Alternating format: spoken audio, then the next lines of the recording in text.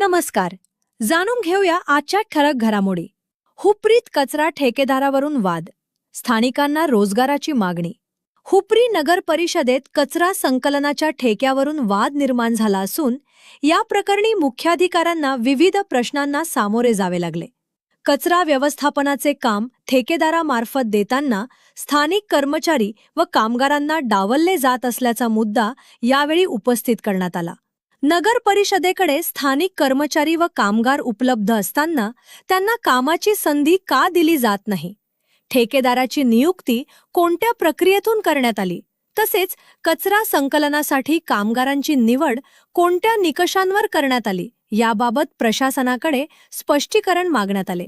यावेळी आमदार अशोक माने बापू यांनी स्थानिक कर्मचारी व कामगारांना रोजगारामध्ये प्राधान्य देण्याच्या स्पष्ट सूचना नगर परिषद प्रशासनाला दिल्या.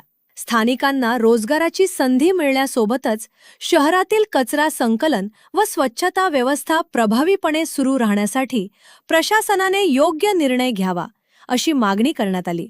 दरम्यान कचरा ठेकेदाराच्या कामकाजावर नगर परिषद प्रशासनाने नियमित देखरेख ठेवावी, कचरा संकलनाची व्यवस्था वेळेत व सुरळीत करावी आणि नागरिकांच्या तक्रारींची तातडीने दखल घ्यावी अशी मागणीही करण्यात आली. स्थानिकांना रोजगार देण्याच्या मागणीवर तसेच कचरा व्यवस्थापनाच्या ठेक्याबाबत नगर परिषद प्रशासन आता कोणती भूमिका घेते याकडे हुपरीकरांचे लक्ष लागले आहे.